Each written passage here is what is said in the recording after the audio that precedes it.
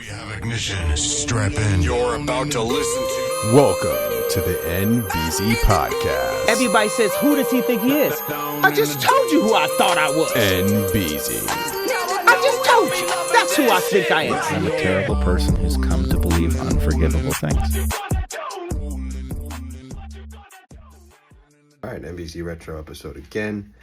This is actually episode 1. The very first NBZ podcast I ever did was an interview with Chris.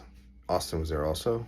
But yeah, it's basically going through Chris's kind of life, just having a conversation. Yeah, buckle up. Yes, so. All right. Welcome to the NBZ podcast with myself, NBZ, Nick Burke. Today our main guest is Chris Doherty, artist, intellectual. And our auxiliary guest is Austin Scott. He's a artist, also musician. Both of these men I consider my friends, co-workers, and overall good people. So on the NBZ podcast is a podcast where I talk to people that I find interesting. I'm a bartender here in Seattle, and I come across a lot of people each and every day.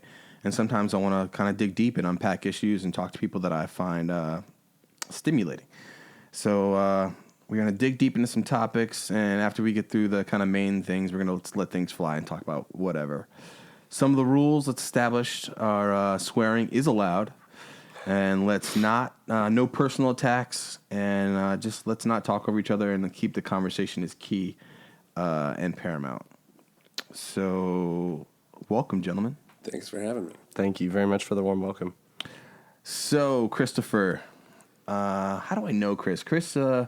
So I started working at Buckley's probably 6 years ago, and I met Chris when I first started working. Actually, even before then. Actually, yeah. I used to call on Buckley's because I used to work for Anheuser-Busch as a rep, and I used to come into both Buckley's and kind of talk to these guys and try to get them to put Bud Light wheat on tap. So I've bribed these guys with a few tickets here and there. But yeah, so Chris, there's some things. The reason why I wanted to do this podcast is because I wanted to kind of like talk about things that I know a little bit about you, but not a lot about you. Mm-hmm. So let's lay the groundwork for our audience by establishing where you were born, where you're from, like, you know, your college life, where you moved to, all that kind of like just the basis. I was born in 1969 in Southern California in the Valley. Okay. To my mother, Karen, and father, Dennis. My dad was in Vietnam at the time doing a tour. He was a photographer for the Army. He came back, and I was nearly 1, I guess. Earliest memories are of being in an apartment somewhere in the San Fernando Valley. I was around 2 or 3. And then I remember moving to a house on Tyrone Avenue. I was there from ages 3 to 9 in Panorama City. Okay. Wait, where's that? Is that here? California. Oh, California, okay. Mm-hmm. I don't know when to go from there. Okay, so then... Educational life? I was fantastic as a young kid. I got great grades and I was intellectually curious. And then my family imploded, which created an undue amount of stress on both me and my sister. How old were you? 5. Okay. And then my father moved out from ages 5 to 15. I lived with my mother, who was in a rapid emotional decay, process of decay. Huge alcoholic, very abusive. So that definitely was a huge distraction. And the schools that I was going to, the public education system in Southern California at the time was horrible, often very violent. So it was more or less a period of time where I just tried to stay low. Okay. After 15, then? I ended up moving in with my father, who had since moved to Reno, Nevada. And the benefits of that is that there was always food on the table where there was in Southern California with my mother. And it wasn't as violent. The education system was slightly better, but it was high school, and I was already in my ways, you know. Yeah. But I did better, and then left there, graduated there, went to an art school for a while, left there, after graduating. Where was the art school? It was in Arizona. Okay. And then did your dad have photography skills or talk or Yeah, he transfer? definitely. Yeah, well, he was the guy who got me interested in photography to begin with, and art. But as a kid, I separated the two. You know, I loved photography, but honestly, when I was a kid, I don't know if you ever, either of you ever felt this way, but I thought all the art had been made. I didn't think there was going to be anything else to make. And I wasn't seeing the stuff that was actually being made. It was, you know, think of all the shit you're taught in school. It's usually like the classics. So Right, it's like, yeah. oh, that's done. That's, you know, hundreds, if not thousands of years ago. Right. I felt I that just way. never thought about it as a kid. I don't think I realized that at such a young age, or I don't think I felt that way at such a young age. Oh, I knew it. Yeah. I mean, I knew it, even though, of course, that was not the case at all. It kind of reminds me of that movie where he's in the dome and he's lived his whole life in the dome. Truman Show. Oh, Truman yeah. Show, where they're Yeah. like, he's like, I want to be an explorer. Oh, we're sorry, honey. Everything's already been explored. That's, yeah. You know? Yeah, without me knowing it, that was certainly like that. It's crazy that the kind of period we live in of remix. Everything is a remix now. Like Yeah, it's Honestly, not original. I just think it's, no, but I think everyone's standing on the shoulders of somebody before Right, them, yeah. or groups of people before them. Maybe it's just more obvious with It's way some. more transparent now. Yeah, yeah. especially with the internet and being able to like, oh, Well, look, this guy did exactly. this. Right. You have so much information at your fingertips, and so much information to steal. And I don't think totally. stealing is bad unless it's an intellectual property rights violation. Like straight up copying and taking. Like, No, that's bad. yeah. But as far as like ideas, like you take Right, a little something bit from of here this. or there, and you mix it together and become something different. It's Yeah. like, What's know, the quote? Good artists mimic and great artists steal. Yeah. Yeah, I happen to believe that. Yeah, me too. Even though by putting these two items together that weren't yours, it can actually spur some imagination, Sure. work Yeah. it into something that is unique. So we're in high school. You're with your dad taking pictures, and then you go to college. You went to Arizona for art school. Yeah, that was graphic design, painting, and, Okay. and that kind of stuff. It was none of it had anything to do with photography. Yeah. Although I did do some videography while I was there. And But my dad was the huge inspiration for me because when he came back from the war, he was definitely he had some PTSD to say the least. But one of the totally lovely things that he showed me was all the photography that he took that he was able to show because some of it was classified okay. of the Thai and Vietnamese people when he was stationed there, and they were beautiful photographs. I Right. mean, it's stuff they're not mind blowing. They're very humanistic. There were things. Images that easily could have been in Life magazine or even National Geographic. So because he was interested in it, and I loved him, that definitely, sparked something in me. Right. So he got me my first cameras as a kid. It was like a Polaroid Instamatic camera, and I just burned through so much of that, and then a couple of other little point and shoot. Analog doohickeys back then. And then he bought me my first SLR, the Ricoh, and I shot like crazy on that thing. 35 millimeter film. 35 millimeter analog Yeah. film. Nice. I went to the dark rooms and all that stuff and Cool. get lost in it. It was, Cool. It was great. Good stuff. Yeah. And how old are you at that point? Oh, God, the Ricoh, I think I got when I was 15 or 16. Oh, cool. I was doing darkroom work when I was in my late teens and then Yeah. later on in my late 20s. So after Arizona Art School, then what? I went to UNR, University of Nevada, Reno, Okay. and also took some ancillary classes at like community colleges simultaneously while working 40 hours a week at a really, Wow. really depressing warehouse job in Reno. God, it was What were you doing?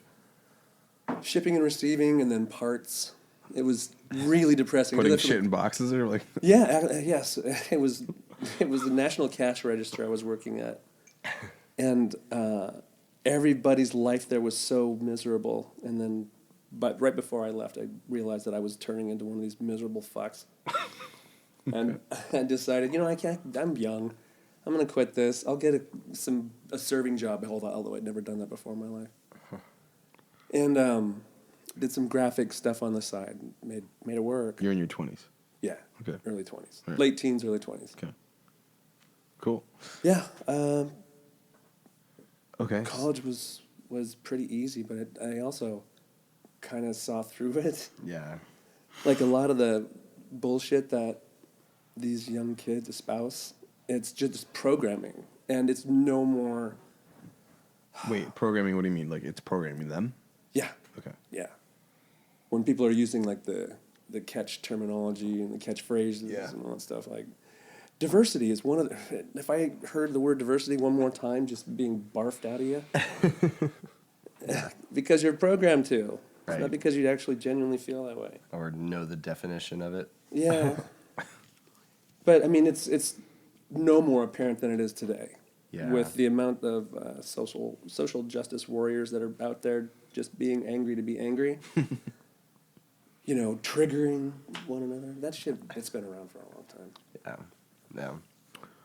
All right, so we got our first serving job. We're doing some graphic design in your 20s. Mm-hmm. Where do we go from there? I know I'm skipping around. There's going to be lots of omissions here. I'm But trying to keep you on track. I was living with my girlfriend at the time. Her name was Salem. And we were going to school together. We were working. Where's this living at? together. This is also in Reno. Okay. And we ended up splitting. Mm-hmm. And then I had one of the two jobs I had at the time. I met who would one day become my wife, named Parvene. And we ended up getting married after seeing each other for a while, and packed everything up, and went backpacking around Europe for a few months. That's cool. Yeah, it was. It was terrific. We had a really good time. This is after you got married or before? This is essentially our honeymoon. Oh, wow. Wow. And we got back and put everything that we owned everything that we had put into storage for our trip. We flipped a coin. It was between San Francisco and Seattle. It landed on heads, so we just tried Seattle. Wow. And it was shit the first year because we weren't in Seattle proper. We were in Sammamish, which was still part of Redmond at the time before they split off. That's far out there. Yeah, we were buried. We had a huge 3-bedroom house buried into a hillside, completely enshrouded by pines. You couldn't see anything. It was always dark and dreary.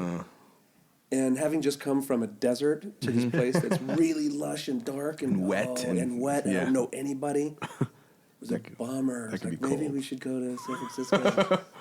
But then we ended up moving into Seattle proper, and things were much more easy to get to and from. Mm-hmm. And we got a little happier. Cool. All right, awesome. And were you creating art at that time? Oh yeah. Okay. I was doing a lot of sketching, a lot of drawing. There was a lot of that all the way through all these processes. All right, so now that you're in Seattle, what are you doing for work?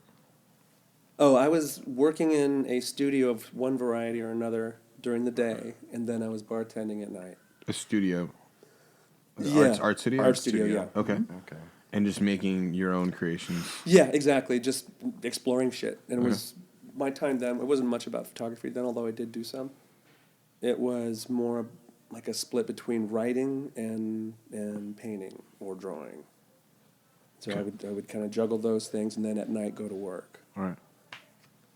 And Which was kind of a bummer, I mean, in a way, because my then wife, she had a completely opposite schedule. So she had like the 9 to 5 job where she'd go work at her office while I'm working in the studio. When she got home, you're out the door.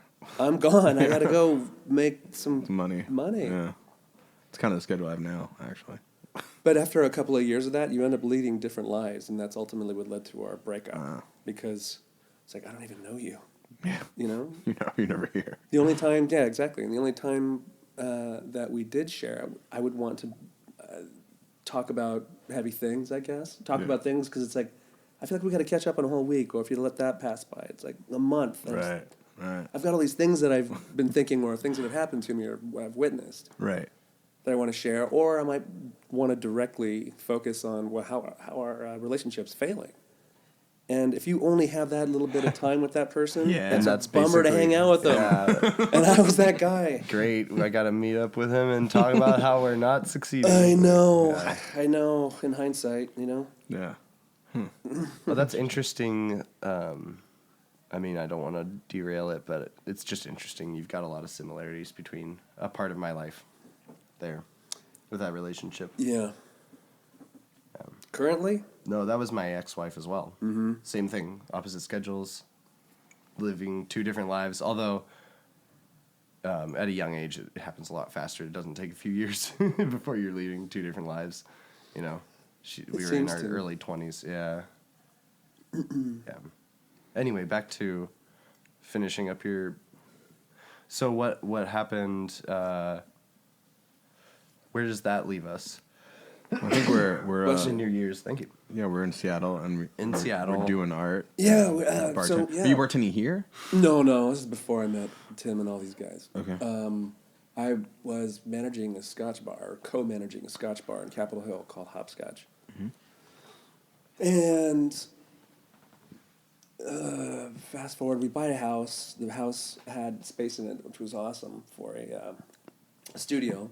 Okay. Doing the same routine, working in the studio during the day and going to work at night.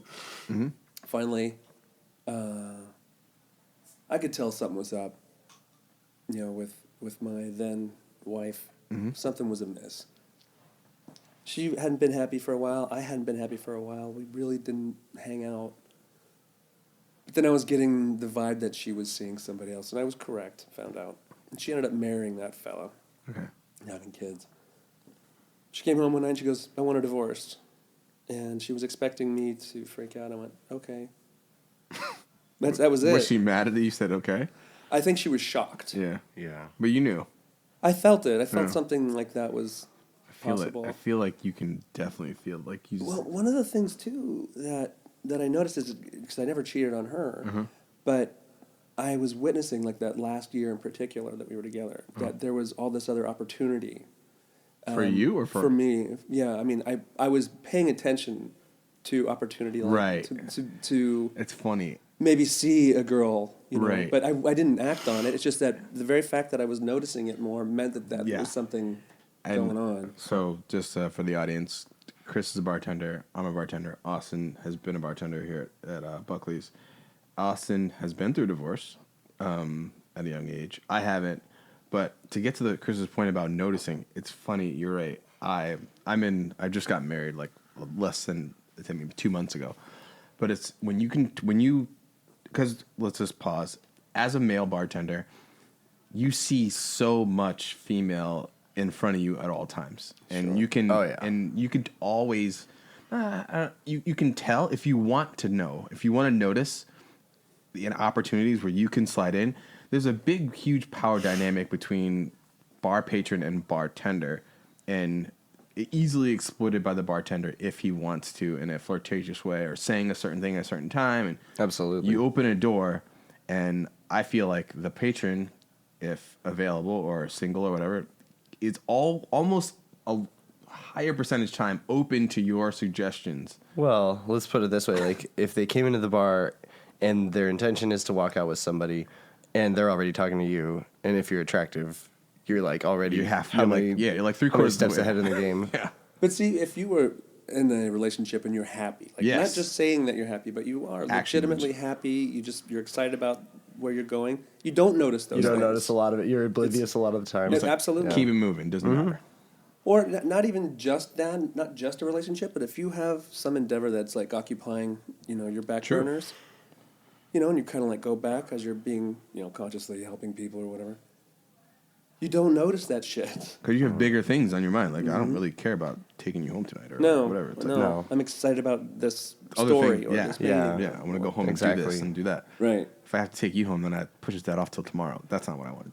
Well, it's like the basis need starts to dominate what your perception is. So you aren't getting something out of your love life, and then that's what you're looking for. If you were hungry during a shift. I wouldn't even say it's the basis need, because sometimes it isn't just about sex. It's just Right. not going home to a lonely apartment. Yeah, well, You know what I I'm mean? not saying that that's a base need But then in and of the itself. flip side of that is if whatever you endeavor to do takes a lot of time, solo time, having to deal with another person that you bring home and have to talk to or have to negotiate their way out of is just a burden Exactly. to both people.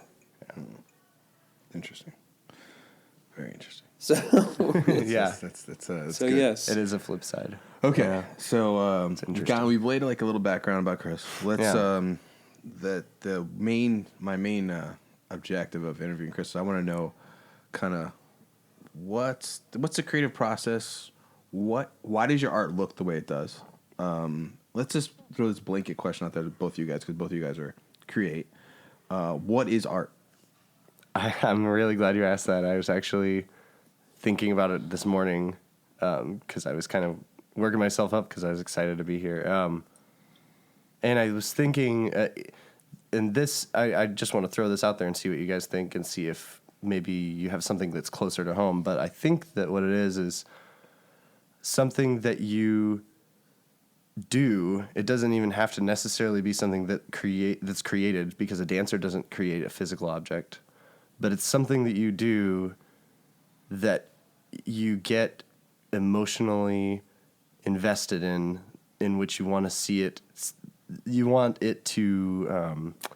You start to become emotional about either the aesthetic of it or the form of it, or As a creator something, or as a audience? as an artist. Okay, as a In creator. general, that's what art is. I think is that you're emotionally invested in something that you're trying to. So making a baby is art? I would say raising one is. Yeah, I'd say that raising one is. So yeah, you're still Yeah. creating it all the way up, I guess, right? Yeah, but I Yeah. mean, producing a child isn't like a magical Speak for thing. yourself, No. dude. He's got like the step list like written out, and The slow pump is magical. but I think maybe it's and then you make a good point. Like making a baby might not be art because there's not an audience, maybe. But Well, the rest of the world's the audience. Again, speak for Oh, yourself. yeah. We're not going to go that direction. I'm sorry. Once we find out that was the night she conceived, we are putting the video on the internet. This was when our son was made. Yeah. Oh, jeez. I saw my birth. Yeah, yeah, Yeah. And so did all. Could you imagine? Oh, that'd be weird. Okay, I don't want to go that direction on this podcast. No. We Anyway, can go any direction. We can do whatever we want. So, Chris, So- what is art? Oh, well, I mean, if you want to talk about broad strokes, I would say it's more of a broad version of what oftentimes people define music as, which is just the organization of sound. So it's the organization of any material that you can do. It doesn't have to be a good or bad thing, of course, everything is subjective. Mm-hmm. But then, over time, certain pieces get venerated and taught as, this is art, when that's eclipsing all the other things that are Right. Yeah. coming up that people are making. And though, we got 7 billion people on the planet, and we also have the internet and how things are disseminated. God damn, you got to sift through a lot of dog shit to get to some jewels. Yeah. oh yeah. But there are so many jewels out there. Uh-huh. More than you would know. Yeah, it's a shame that it hasn't completely flipped to reflect the reality. But there's a lot of creators out there making some really cool stuff. Amazing But the stuff. mainstream industry still hasn't really reached that point where you can The just mainstream go see the industry coolest is things. also dying. No, totally, and it's just being replaced by independent, self-made, like artists who can, until there's like marketplaces that are just completely equalized, where there's not. Well, I Like think a- that's a terrible idea. I don't Well, want everything equalized. No, I mean like getting into the music industry is like getting into a club where Well, see, that's you- changed so much. totally, yeah. But it's also, you don't have the firepower behind, say CBS Records or Yeah. something, True. that you do. I mean, you don't have that by just getting. Average consumer firepower, to follow that metaphor, I think has increased a lot though. Definitely. I mean, being Still street- manipulated hugely by Totally. large mainstream. Totally. So when you look at my recent find lately is Chance the Rapper. Now, Chance the Rapper has not put out. He's on no label. Hasn't put anything out, official album out, but he's released 3 mixtapes online, which are streamed, and he received a Grammy. Oh, wow. Yeah, he's legitimately an awesome creator, but he's talking about folding and actually putting a label out, or being a part of a label, because I think it's 1,000 streams count as one view or one listen. So there's nobody listens to an album 1,000 times to Yeah. you know what I mean? So if you have music that's great, but it's not getting charted. But you have because you have to play by the system to get on the chart to actually get Right. Well, isn't that an inflated bullshit system anyway? completely. But if you want success, if you want these accolades to play with the big boys, it's like Remember how during his musicology tour, Prince put out musicology, but because that album he made it to the top, and it was because he sold a copy of musicology with every live performance ticket that he sold, so that counted as just album sales. Oh wow, that's really Super smart. smart, Yeah, but still manipulable. right. totally. There's so many things like that going on. Not that particularly, but like if you look at Louis C.K., which comedy I think Brilliant. is art also. Absolutely. But he's breaking down the game with his whole way that he's disseminating some of his projects. Mm-hmm. He created a sitcom that was online only, and you had to buy like a $5 to watch the episode. It was like $5. Go on his website, pay for it. Yeah, that was revolutionary for. Yeah, it was that amazing. industry. And he creates all new content every year, so it's not like you're going to see the same show. And it's just he is a transcendent for sure. Yeah, absolutely. He's Guy's a amazing. Workaholic. Yeah, and hilarious. And hilarious, and also very emotionally affected or Yeah. affecting. Yeah. Did you see Horace and Pete yet? Yes, that's what I was talking about. The one that. Okay, well he's done other like shows pay to watch. Besides that one. Yeah, Yeah. they were stand-up shows. But Horace and Pete is amazing. Yeah, Horace and Pete, for anybody who doesn't know, is an online show it's basically about bar regulars. It's like it's like depressing Cheers. Super with no audience, so there's Zero no audience. laugh track. But And- it's not just depressing. It's extremely humanistic. Yeah. And there are moments where you laugh, like Yeah. listening to Alan Alda say "cunt." I mean, Yeah, Hawkeye there's- Pierce just said "cunt." Right. What? There's some very nice, some very topless actors in this in the episodes, but watching this from a bartender standpoint is also different for us, obviously, because we live it, so we know it a little closer and more intimate than these other people, most people. But On the other hand, the majority of the people that we come in contact with are a little more chipper than Horace and Pete's Yeah. place. true, it's really depressing. It's funny in the grand scheme of things. Yeah, like the human comedy kind of funny. Totally. Yeah.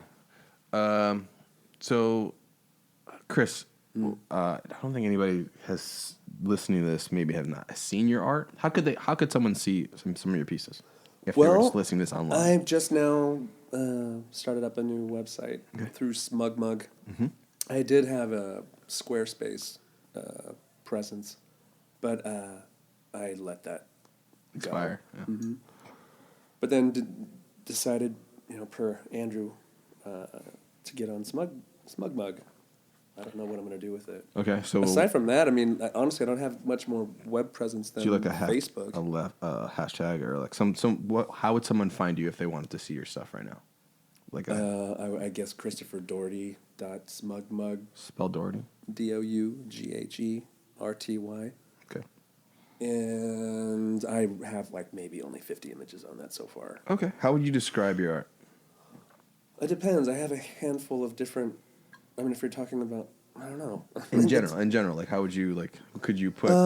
What I like is mystery. Mm-hmm. So if I can just create a tone, that's kind of like, I don't want to say indecipherable, but something that's can be easily interpreted a few different ways without having any definitive meaning. Right. That I say that it is. Right. Then it can be more engaging. Cool. As soon as I say, "Oh, this is about this," Mm-hmm. and it's immutable, it becomes boring. It could be a beautiful image, and it could be the same image with a group of people that I say it's exactly this. Divorcing them from the ability of engaging with it and trying to like, well, how does it make me feel? Right. I could give that same image to people and say, it's a little bit of this. Be vague about it, and they're going to have a completely different reaction. Granted, they're different people, but by and large, they're going to have different, ideas of what it's about. For me, what I like to capitalize on with most stuff, but especially with photography, is I don't know, a sense of dark beauty, sense of again engaging in the mystery. Right. Some aren't that. I mean, there's a lot of photography that's just straight up nature photography that I take, and some of that I kind of like to fuck with a bit, but portrait photography. But again, that's just one vein. Painting, I don't do much anymore because it's such a goddamn mess. It really is. And I don't have a studio space to work in. I tried doing that at home for a while and almost caught my place on fire. I don't know if you remember that story. I do remember. Actually, Austin's never heard it, so why don't you tell him? So I was doing some encaustic work. And What's encaustic work? it's painting with beeswax mixed with damar crystals. Damar crystals, it's a sap from a tree from Africa or somewhere, Amazon. And when it crystallizes, it's really hard, and you've got to melt that with beeswax, and you stir it around forever and ever, and you got to filter it through cheesecloth to get rid of the bugs and bark that are in the crystals.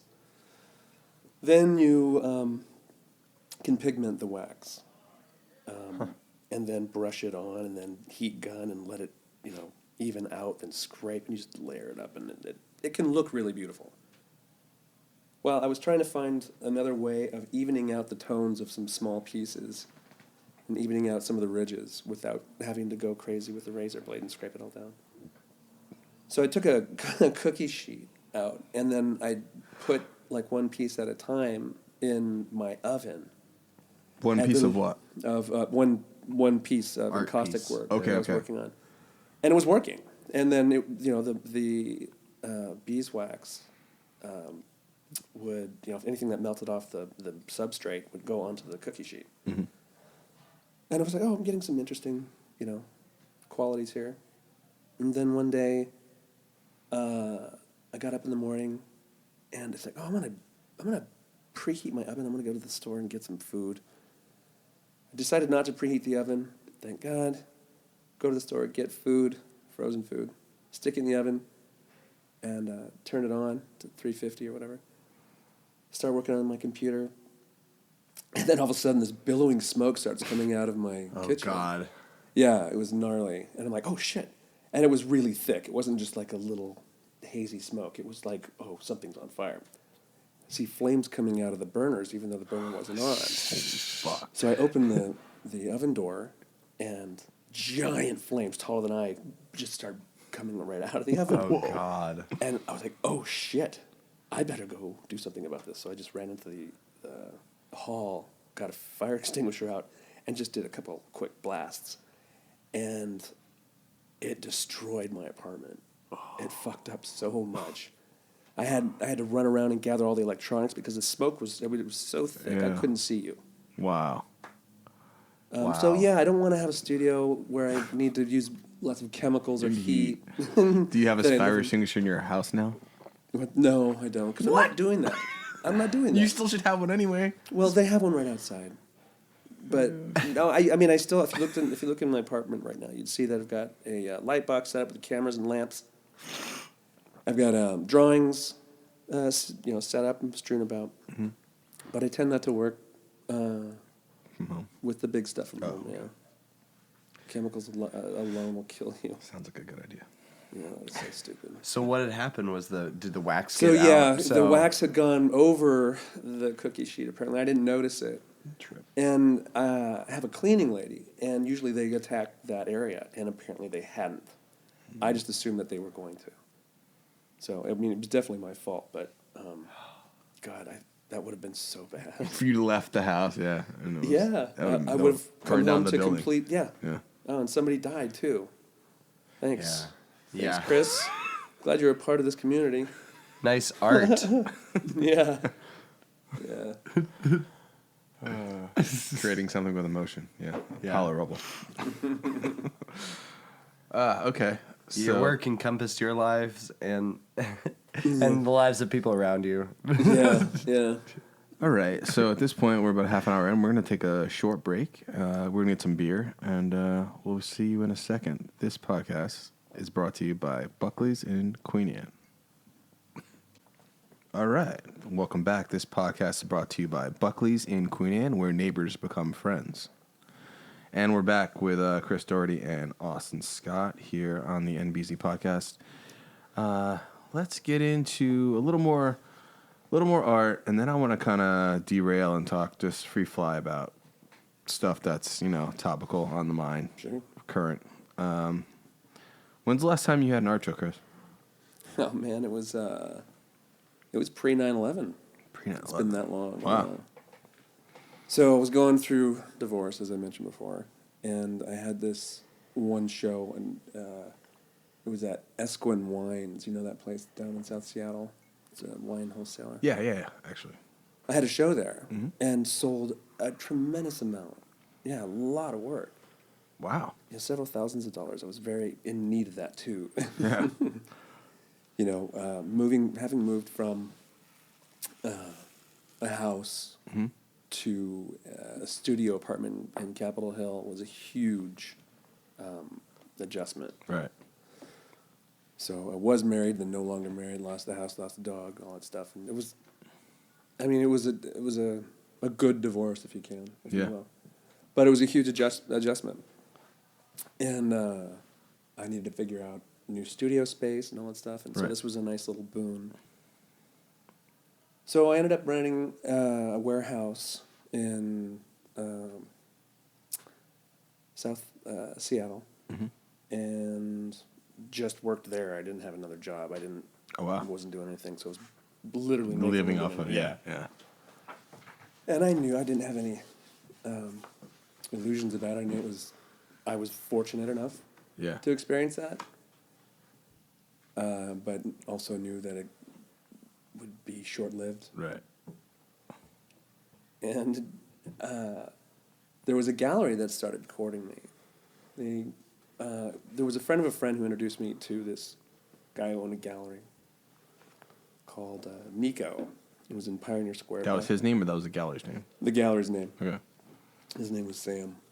And it was in Pioneer Square when Pioneer Square still was sort of an art hub. Or at least it was the last dying vestiges of it. So he came around and I said, "Hey, do you have any art to show me?" And I'm like halfway through half of the paintings I want to do. And these were all roughly 4x4 and 4x6 sizes, so larger scale. He and the dude who would curate most of these shows came with him, and they said, "Well, you keep on doing this, we're going to bump the guy we want in August, and we're going to put you in. Do you think you can finish this work by then?" I'm like, "Yeah, if I work hard, yeah, for sure." I did. I finished it. I got the show. Sold more pieces right then. That was really exciting. Yeah. I'm like, shit, this is happening. And if nothing else, shit, I can pay for my my studio for another year. Yeah. And with then some. So goes through August, sell a couple pieces, got written up a couple times, and it was really positive. I was happy about it. And then, it was around September. I started getting these calls from the gallery saying, "Hey, listen, there's the UN is interested in buying your entire show." United Nations. What? I said, "Yeah." I've been going back and forth, email correspondence with this barrister from the UN, and they've got a certain percentage of money that they have to allocate towards procuring art. Like the National Endowment of the Arts also was Yeah. like 1%, I guess, of the I don't know, whatever. So I'm like, fan-fucking-tastic. Yeah. Because it would have meant like an additional between $30,000 and $40,000 for me. That's awesome. Yeah, well, it was real. I was just over the moon.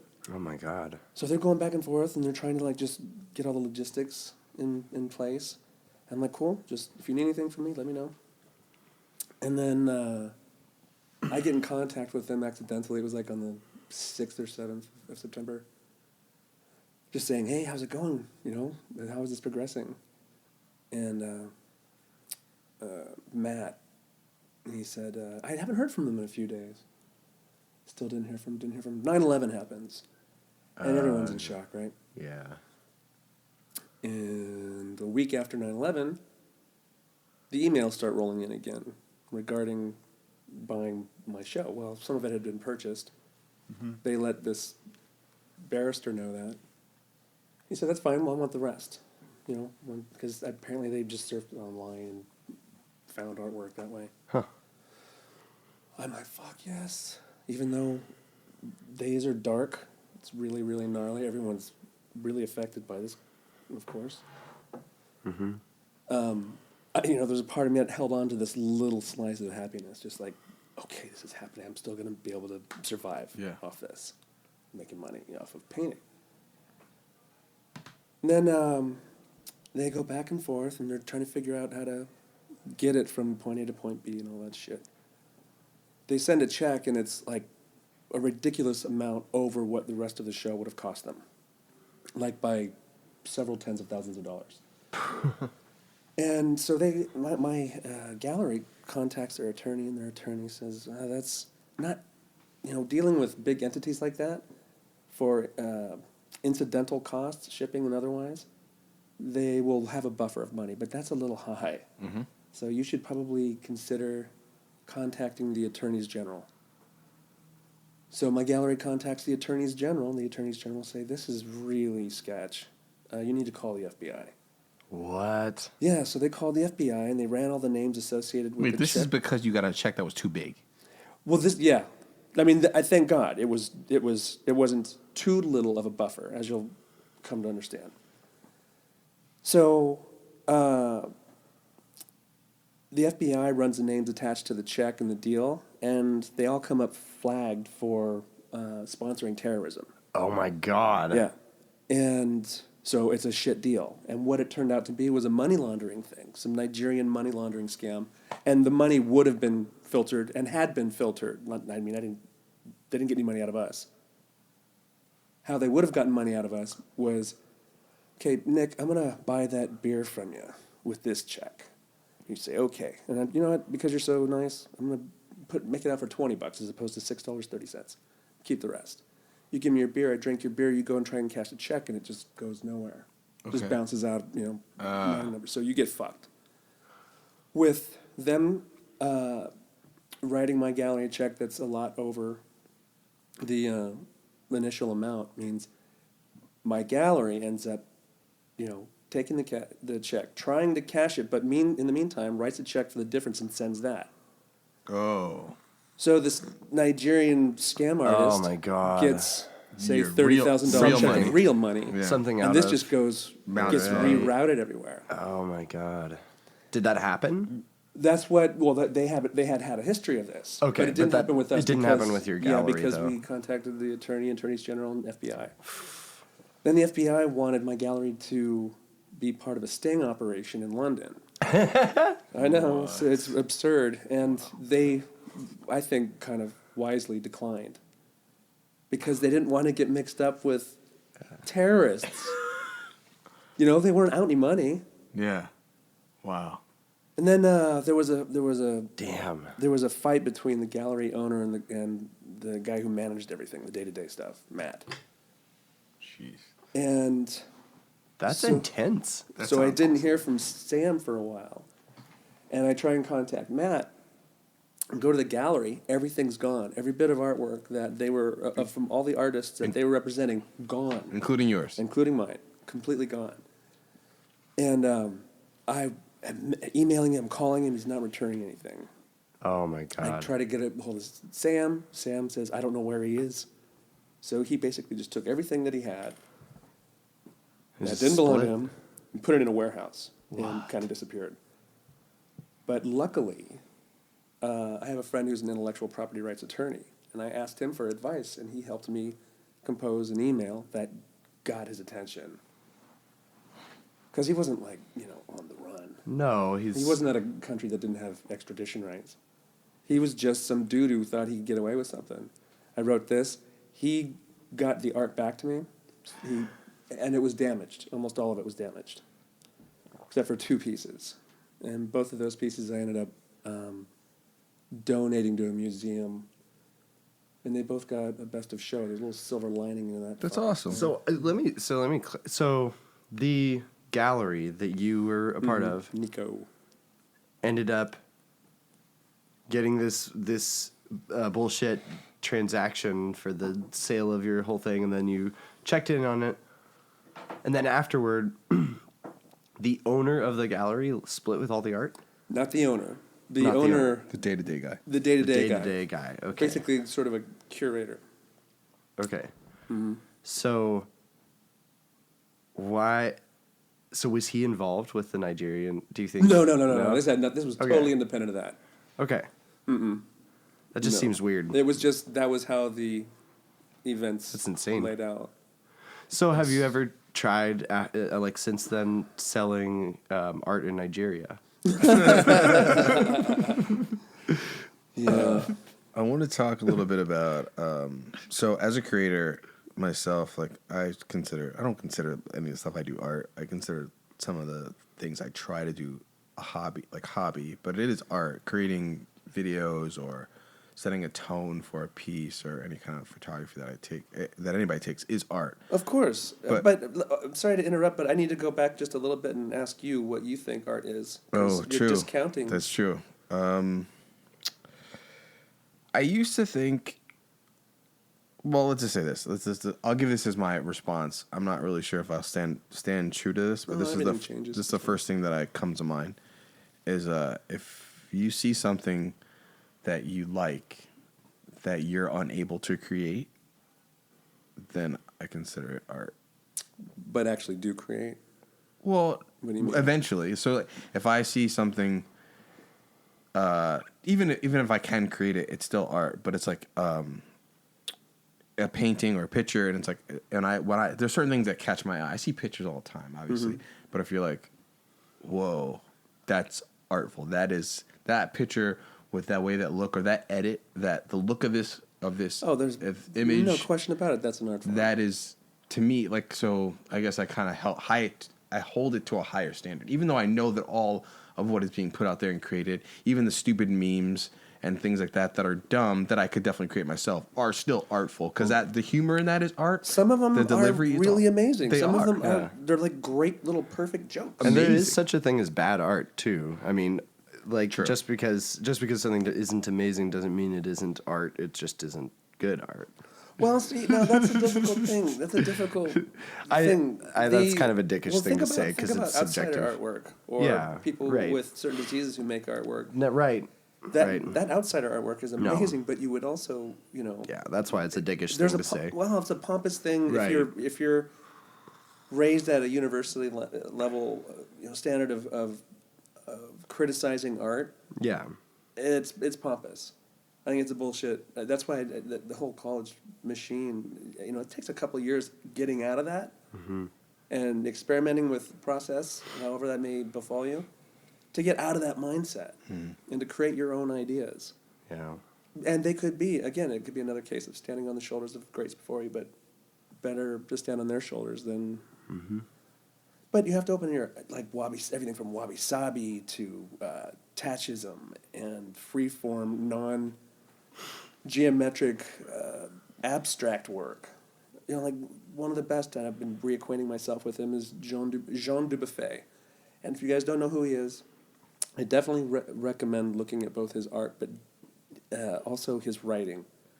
His writing just is exactly how I think of art. And that is, the idea of insanity being hypersanity.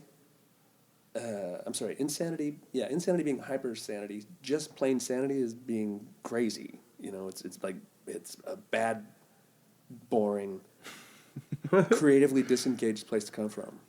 Interesting. I like that. All right. I could get behind that.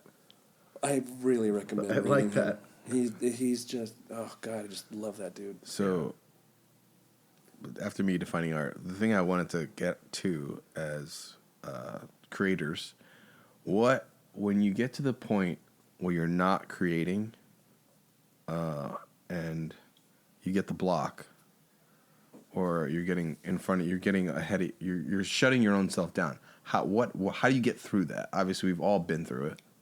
I think there are a few ways. Yeah, I think there's more than one way. Chris, what do you say?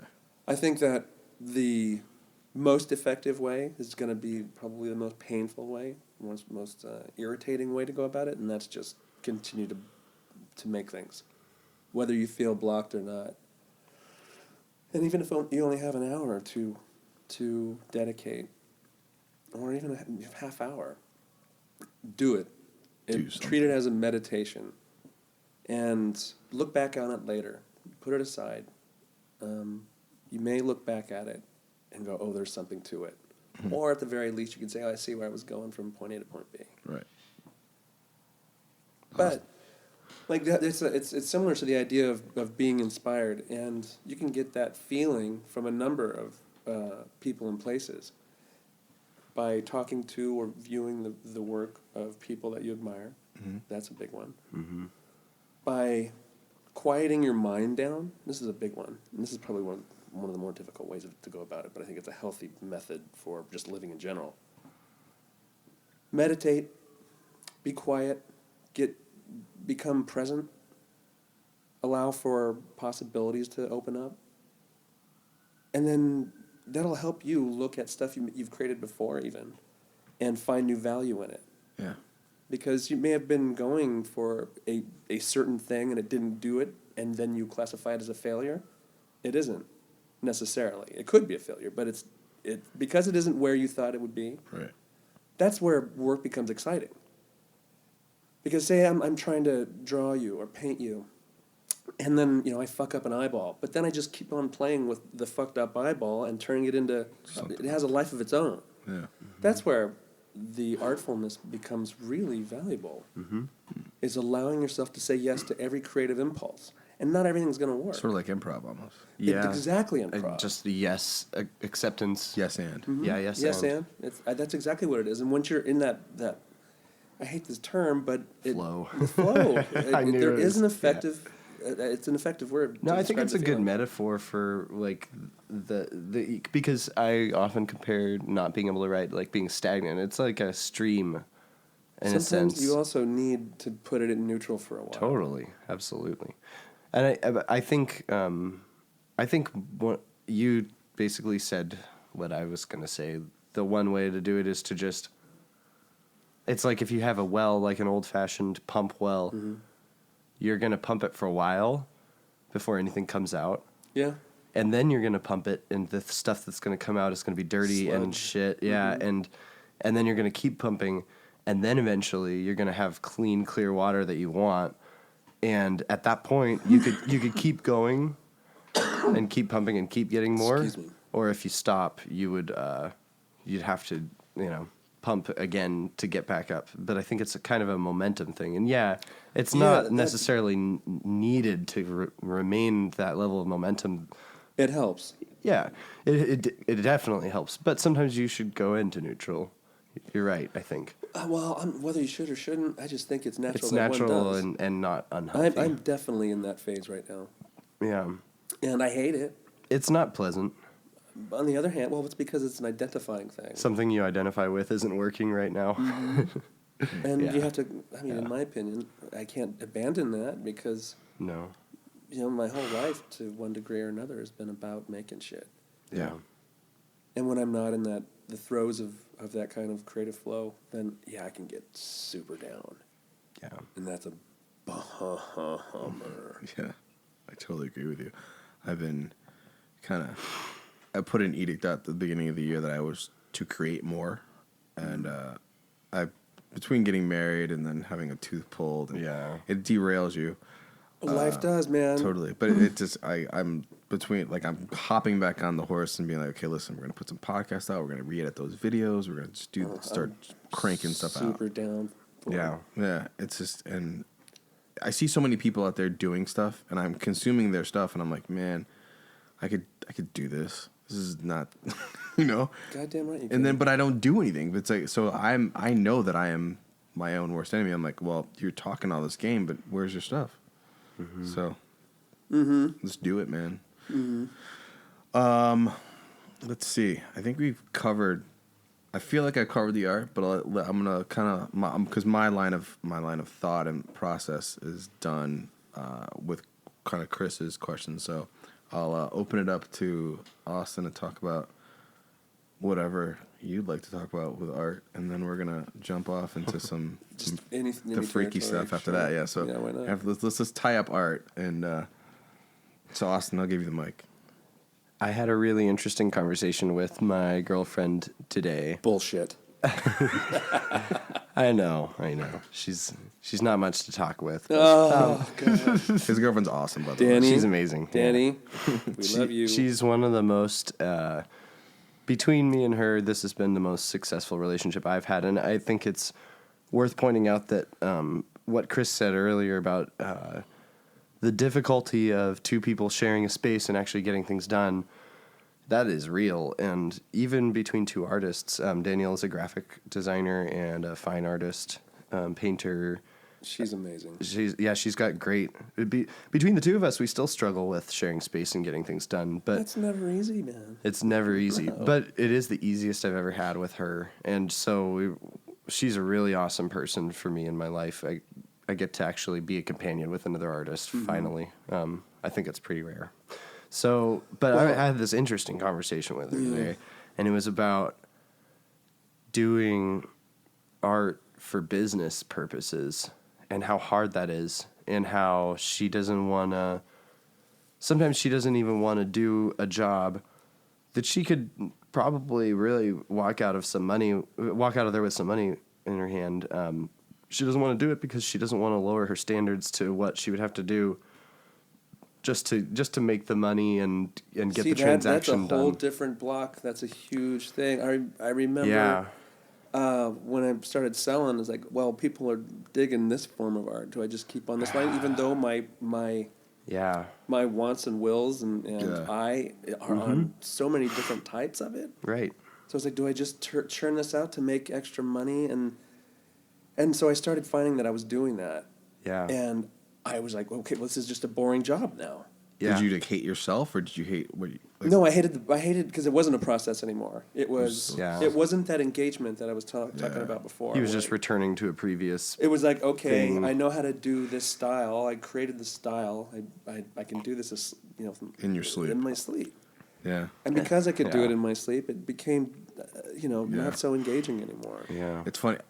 Casey Neistat, which is a vlogger that I follow heavily in the YouTube space and super popular, he said the same thing when he quit his vlog, because vlogs were super huge on YouTube, and they still are, but he was like the number one vlogger. He went lots of views every day, making millions of dollars a year just off making on a daily vlog, because he had a certain style. He had a way of telling a story and showing his day and giving a little bit inspiration / he was just being himself and was wildly successful. But in the end, he's like, this doesn't fulfill me. Not fun anymore. Yeah, it's like I can do this in my sleep. I know exactly how to get you guys engaged. I figured out the formula. Yeah, he's got the formula. Does it still have to be me doing it? That's a good point. Yeah, so it's true. And so we were talking about it, and I was comparing. This might be a really weird stretch, and it definitely was for Danielle. And my friend Nick was there too, and he was like, I don't like this comparison, but I was saying that art, making your art, whatever that is, when you're alone, when you're doing it just for you, when you have no ulterior motive, it's like sex for the purest, like for the intention of love. It's like sex out of the intention of love. When you have to take this beautiful, pristine, intimate experience and fuck it, and and prostitute it out for money, and it's like, well, I don't want to do this level of sex. Yeah, it cheapens the reason you got into it to begin with. And it's like, oh well, what are you willing to do with your art? And I don't want to do that. That's gross. Like, I don't want to do that for you, but you're a prostitute, so you just got to do it, and it hurts your soul. It like.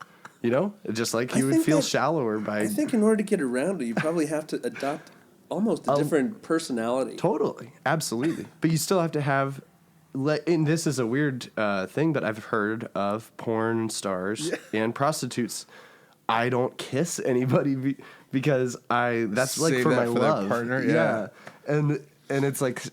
That might be what you have to do is like separate yourself, compartmentalize your. Wow. Warhol did it. Yeah.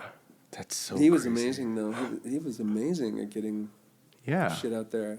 That's I just find it super funny when you're like Like, I'm not going to sleep with you. That's disgusting. Versus the person who's like, all right, let's get it on. Yeah. You know, $100. All right, let's do machine. it. It's like, But at some point, you got to eat, right? oh, yeah. Well, this is true. Yeah, This is totally. true. So it's like, do I eat well and feel like horribly unsatisfied every day? Right. Or Well, that's why, Right. if I could make a living right now off of art and I felt like I was prostituting myself, I think I'd still be doing what I'm doing now. Yeah. Where I'm doing this for money, I know where this lives and dies. Yeah.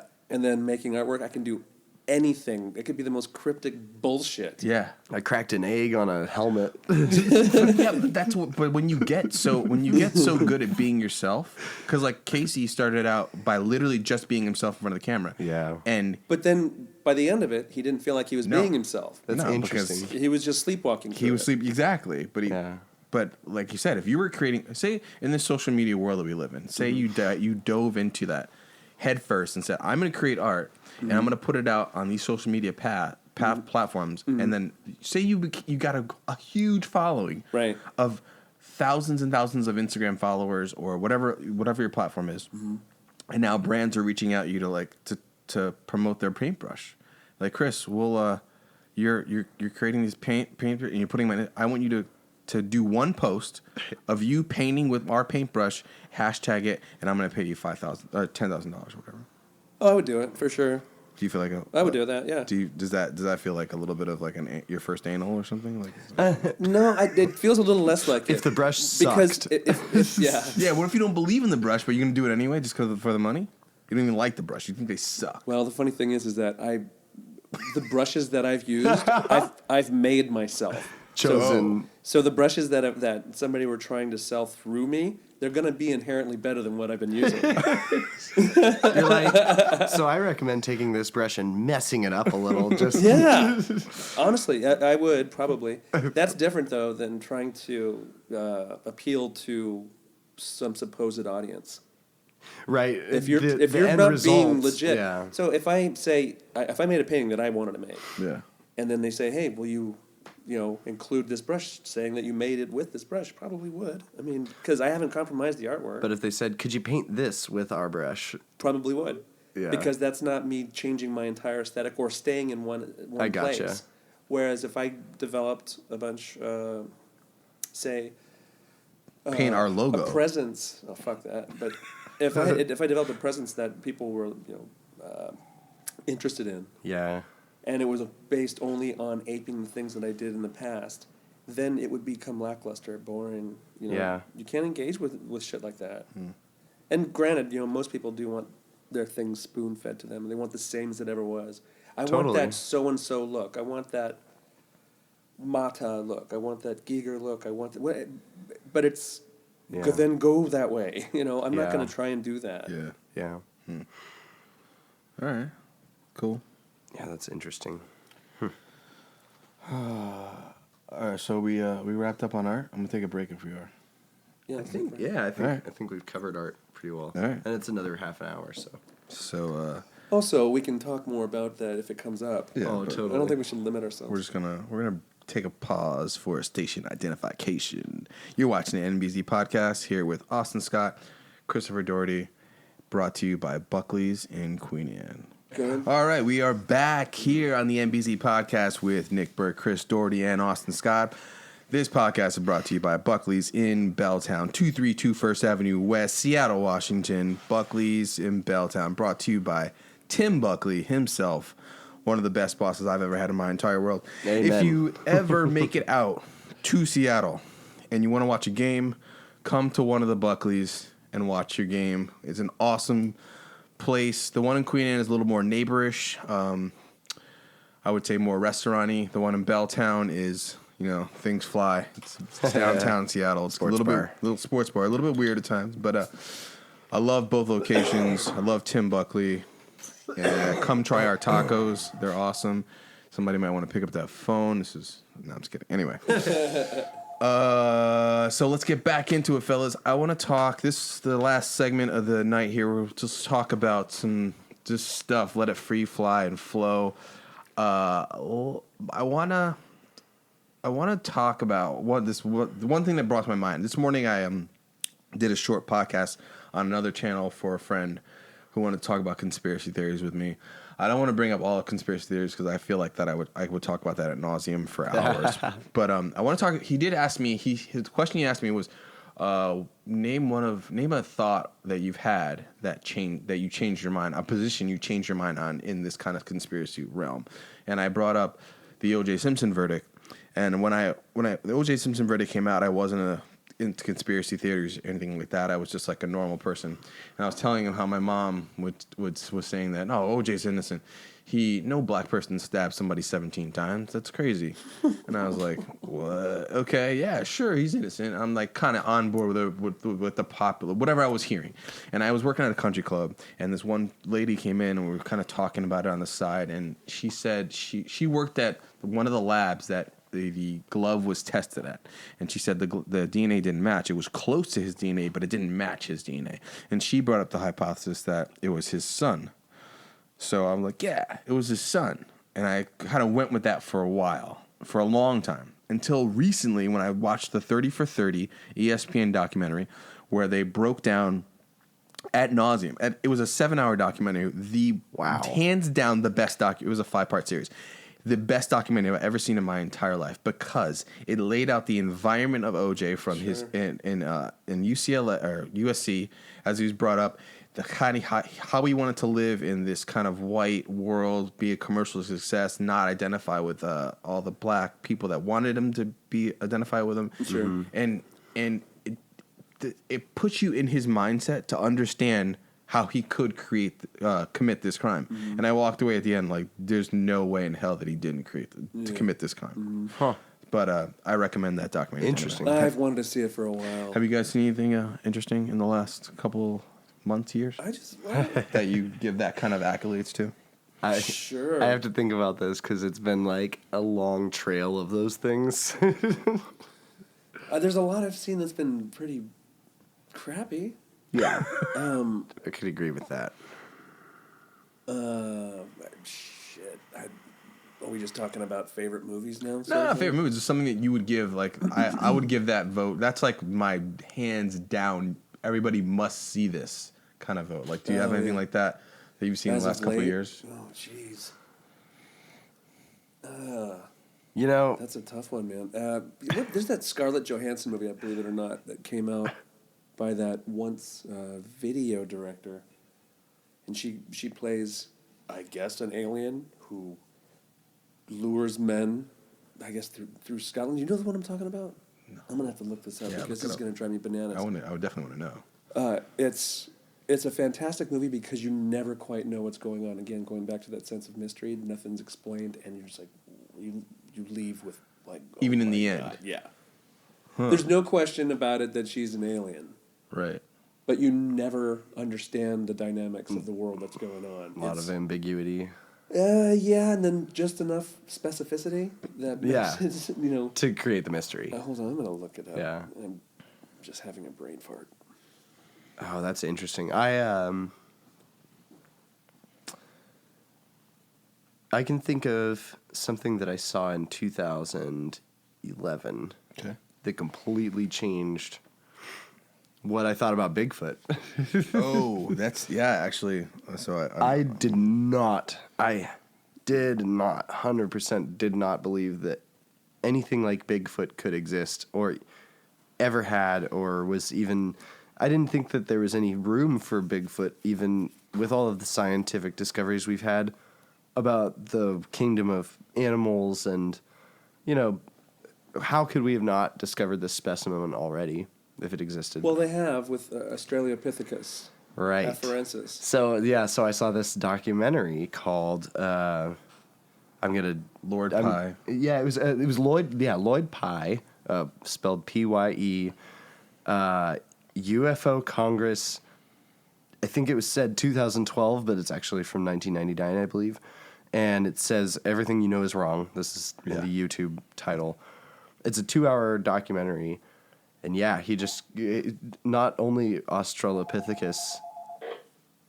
Should we wait? Hell no! This is like we're in an office. Yeah, that's right. We're in the office up here, and this phone is ringing. They got Did a busy you get that name, by restaurant the way? downstairs.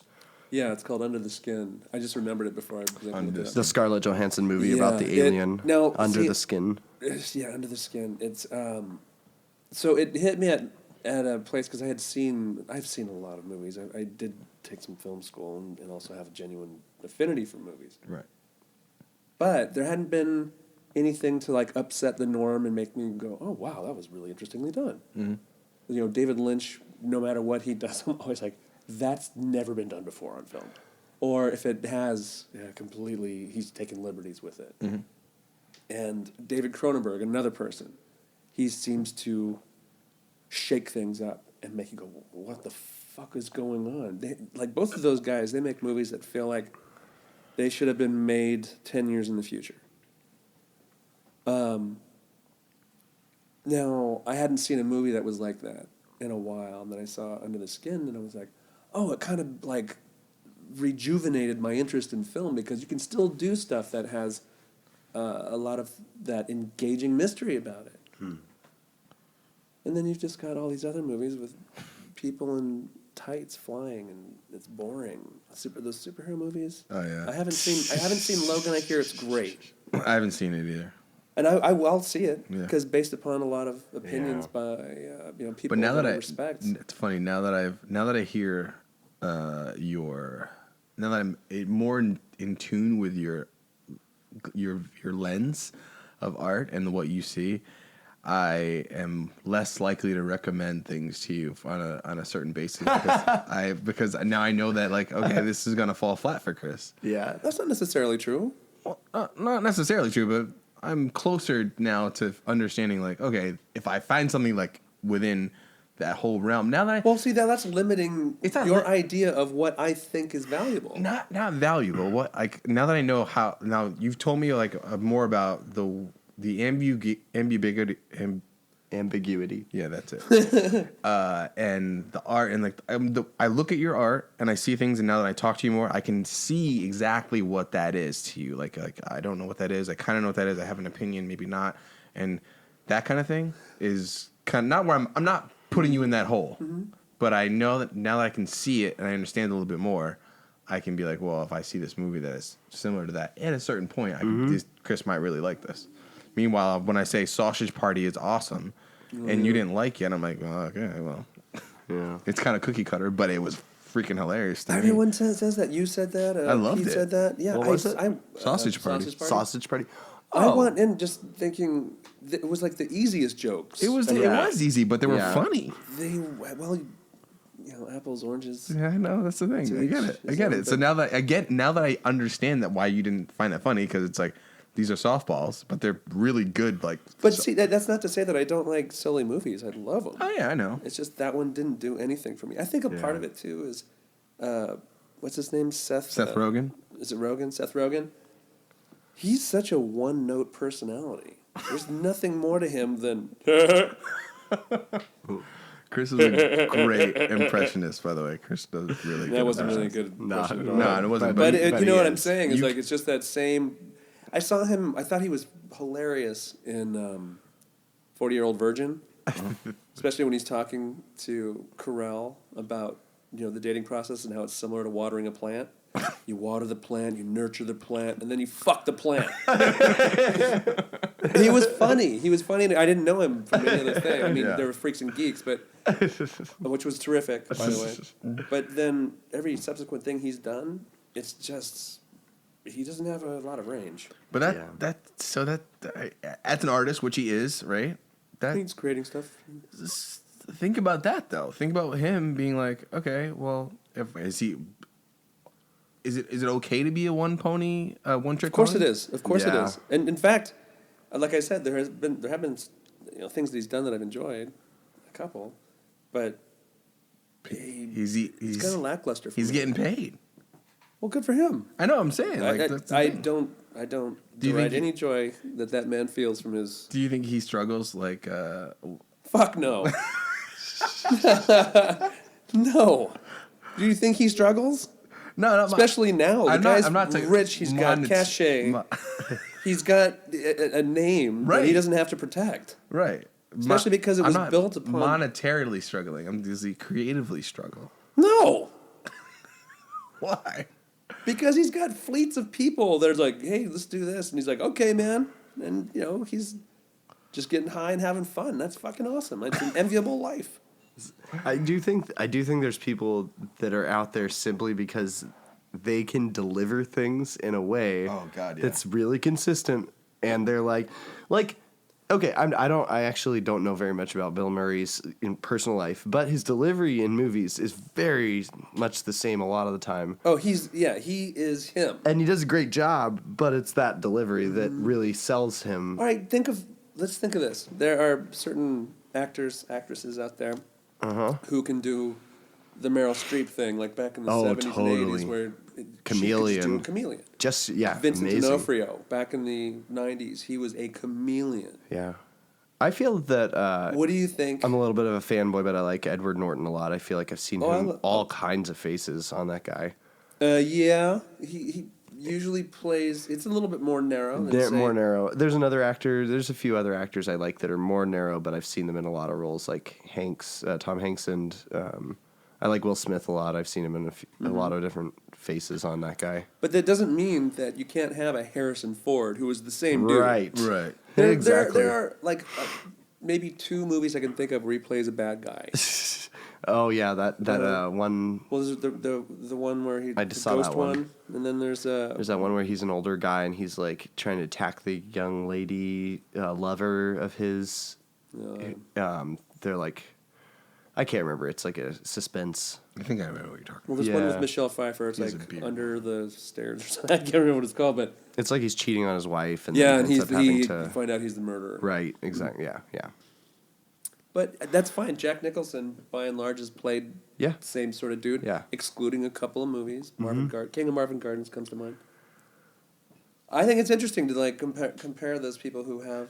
So is it the ability to do anything? Do you think they went into their career thinking that was what they were going to do, though? Like, is that, Yeah, I think by the time that we know them, they already have a solid idea of whether they're a character actor, a lead man. That makes sense. But someone like I don't know. I didn't know James Gandolfini before Sopranos. Yeah. But I can't see him in any, even though he's dead now, but I couldn't see him in anything after Sopranos. See, I never watched Sopranos, so I've only seen him in these other things where he's playing either somebody really dangerous or somebody who's really sweet. And I'm sure he's got both of those in The Sopranos, but I don't know. I'm gonna let you wrap up surmise the Lord Pie thing you were talking about. Oh yeah. So back to it's funny to go back to this. The Bigfoot. Yeah, I used to not believe in Bigfoot at all, and then I watched that video, and honestly. I've tried so hard to explain it to a lot of people, and I just don't even care. It's funny. I'm I'm going to believe it because I saw this video, and you're not going to because you didn't see this video. I want to pin that right there for a second. Now, only because you believe this because you've exposed yourself to this one video. To some information, right? Now, before you saw that video, you must have seen other things, and those things are playing on you seeing this video at this time. Because you had previous information about other things before you saw this one Bigfoot video. I'm not sure I follow. So this my intention. What I'm saying this is that I have all these ideas in my head and conspiracy theories or whatever, but I see certain information and it resonates with me because I have other things that I've kind of unfucked my mind to take in certain ideas. So if I can whip out, unzip it, and lay it on the table for most people and be like, "Oh my God, no way! I can't take that." But for other people who have exposed themselves to things, they're like, "Yeah, that makes sense to me because I understand that." Well, that's why I said it's like a trail of if you expose yourself to information that gives you this alternative perspective, then. And then that jives with you, and then you have a basis to accept new other information that before that previous step you would have not been able to swallow that. And I think that the reason I brought up that video is because it's relatively early in the chain of that kind of discovery for me, where I actually grew up in a very patriotic family. My mom was in the Air Force, and she was a spy in Berlin. My grandfather was in the Air Force, and he did 5 missions in World War II. His father was in the military. My family on that side goes back. We can't even trace it to outside of America. They've been Americans for since a very long time. Wow. And on the other hand, I've got my dad's family that's less patriotic and more open-minded, and so it was kind of an interesting mix. But as an early child, I just went with my mom's views that we're, the government is here to help us and do us a lot of good, and those views of those inherited views of mine didn't really change until I'd pin it 2012, 2013, 14. Those couple years there was when it started to flip. So this video I saw right before anything else had really shocked me, and I was like, "What?" Yeah. Flips things up on its head. Yeah, and so that's why I brought it up. Is just that because that was probably the most dramatic shift in my mind of. I went from before having this view of evolutionary theory and how we pause. Because we've been talking at length about this video, but nobody knows what it's about. Have you seen it? No. Okay, so let me see if I can just summarize it as quickly as I can. The race of beings that were on the planet before modern day man. Yeah, modern day man was the Bigfoot.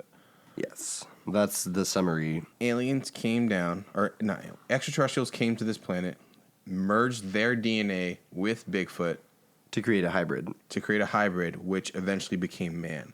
So he backs this up in many ways, but the one you can surmise it quickly and say that Neanderthal or the it was the Neanderthals. There's a big gap in between mixing. Pre-hybridization. Neanderthal, and then all of a sudden there's a gap from apey thing to very close to human. The bones, the most recent ancestor of the modern day human, it seemed that up until that point, all of their adaptations had really fit along this curve of heavy bones, long limbs, a really long stride.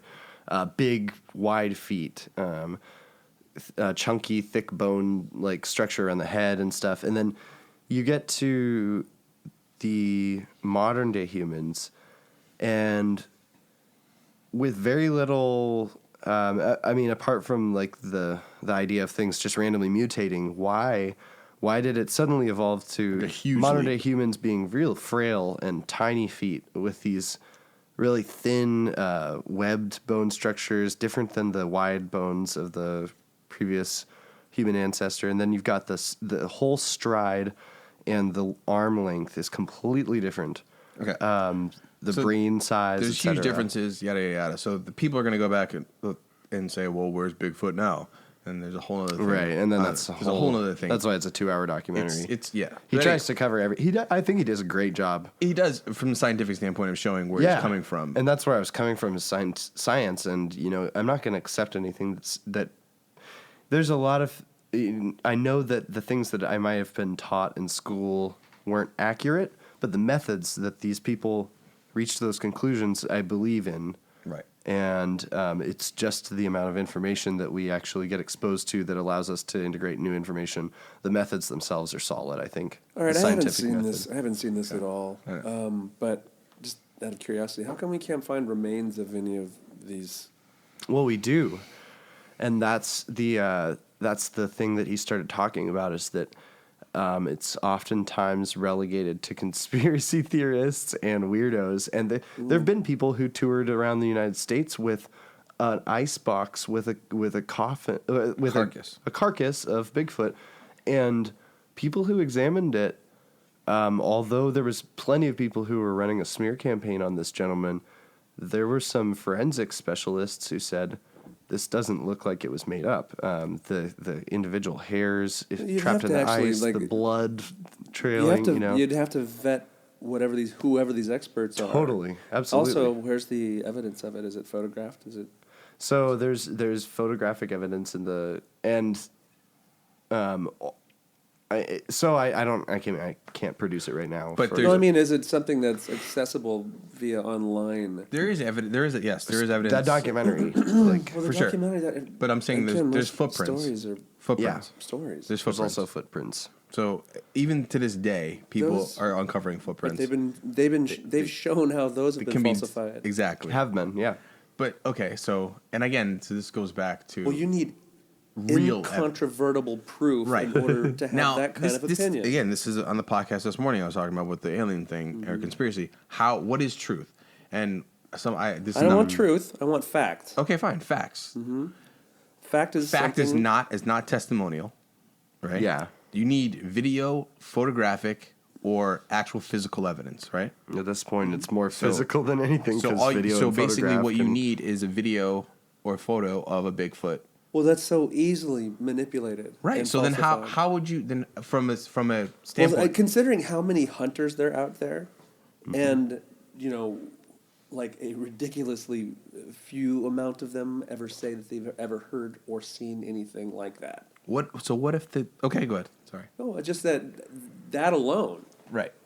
Now, And then go ahead. supposedly this being, if the being is obviously we discredit him or this entity as being dumb and slow and.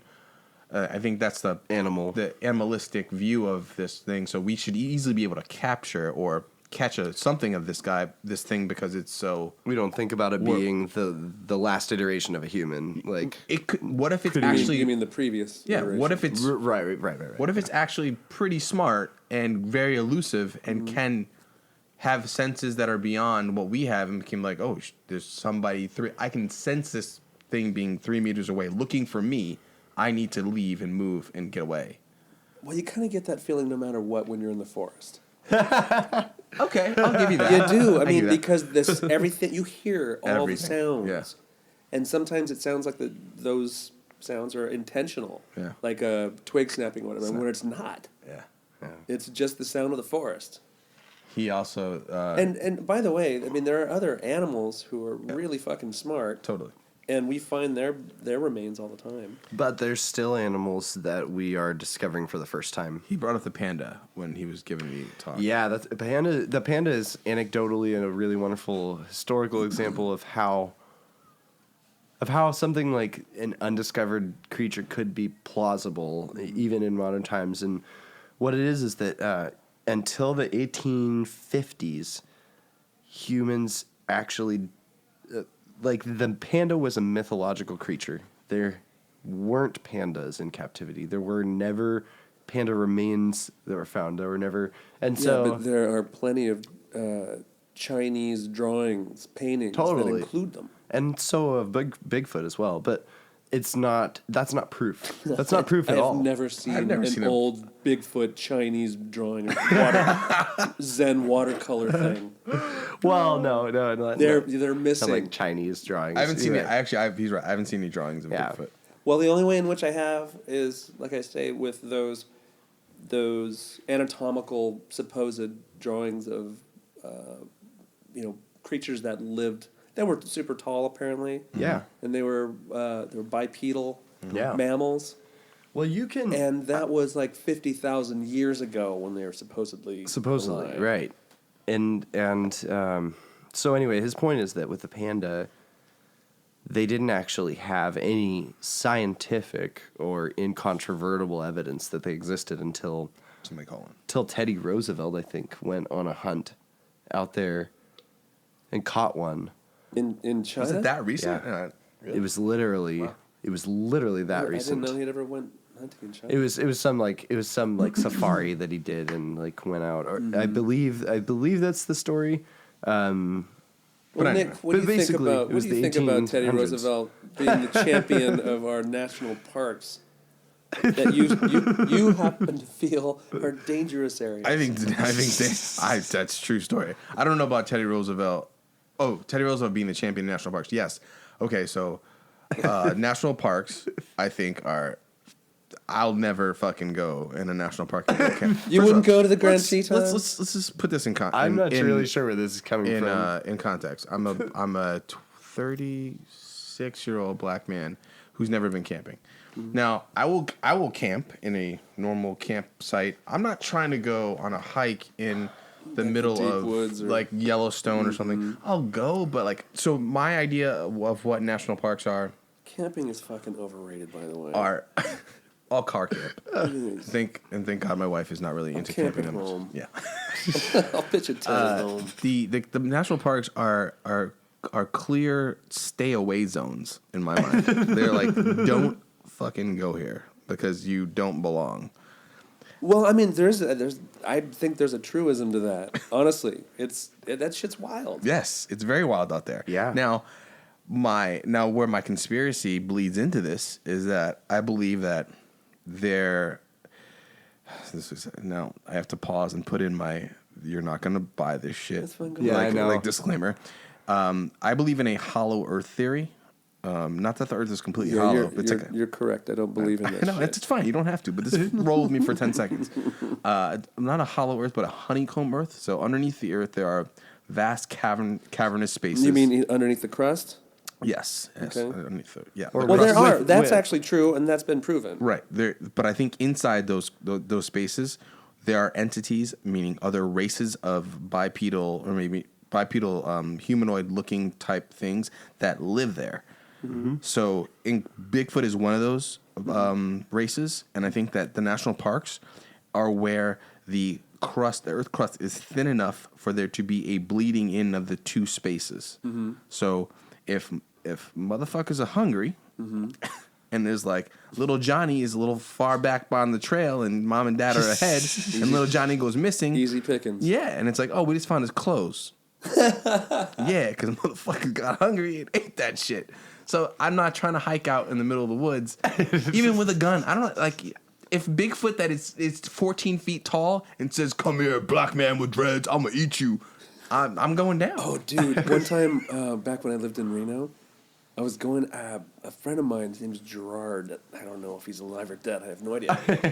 Anyway, we used to run a print shop together. It wasn't ours. We were running it for somebody else. Yeah.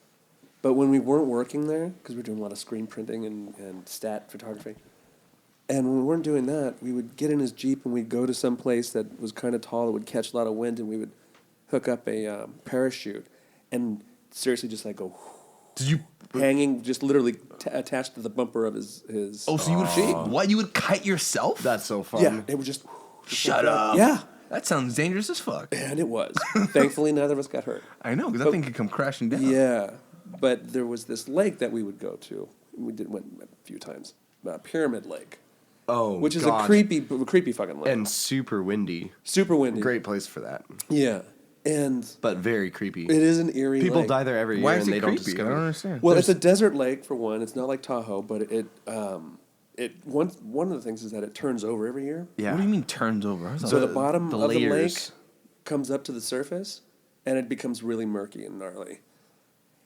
Anyway, There's like a Nature. temperature change. there are creepy people who hang around there. Anyway, It's also a sacred Native American ground and has been for a really long Wait, time. tell me about the creepy people.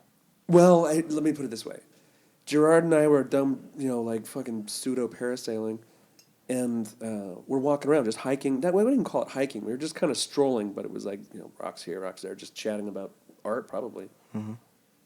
And then we noticed, because it's all beige, it's all just dirt, and then you get the water.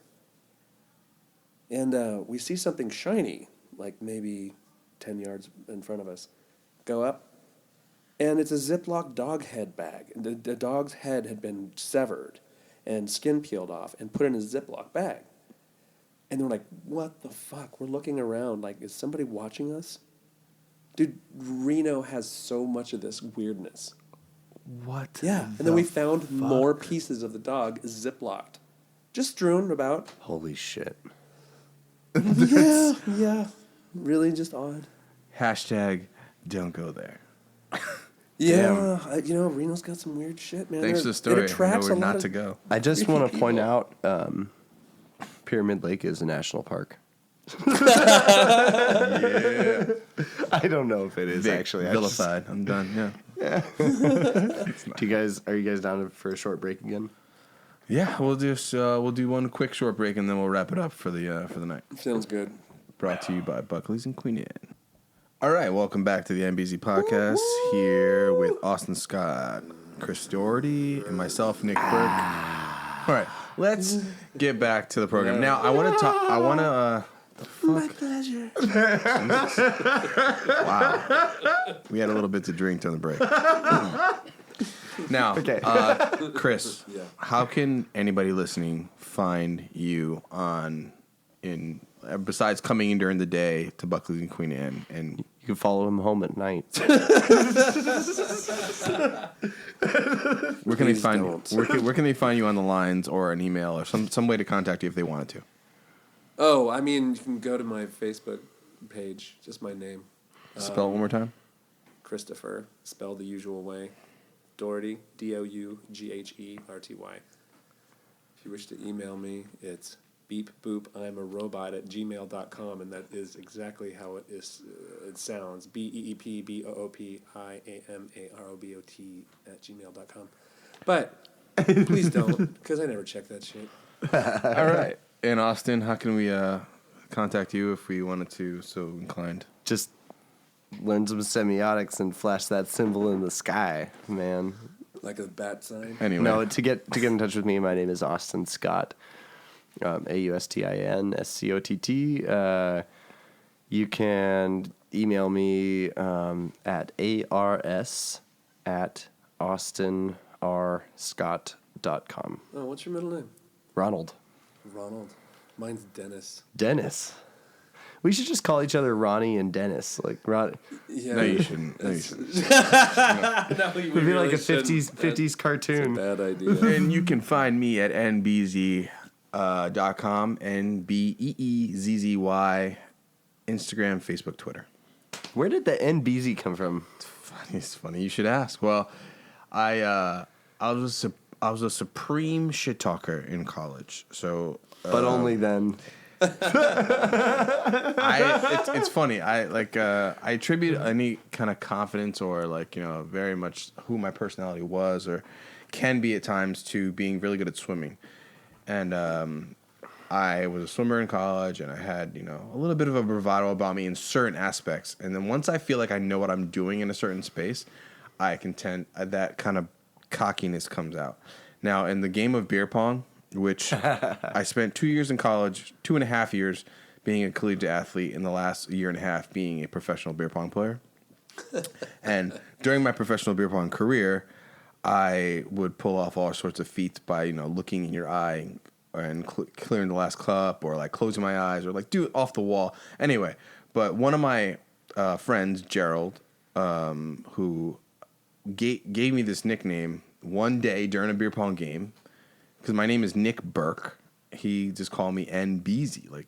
Took my last name, Burke, NBZ, and made that what he was going to call me. And he called me that name during beer pong a lot, and it just stuck. And I started naming, things NBZ as I would create counts and whatnot. So it's that catchy. It sounds good. It is, yeah. And that name across the internet just is mine, basically. Yeah. So It's a good one to have. it's other people have it. So there's NBZs with 2 E's and 1 Z, and maybe 1 E and 2 Z's. But I'm the only 2 Z's, 2 yeah, E's. like a B, like a bumblebee, and a 2 Z's. Isn't NBZ the international code for bullies? NBZ? Yeah. I don't know. That's a good question. True. Do you like Belize? Belize.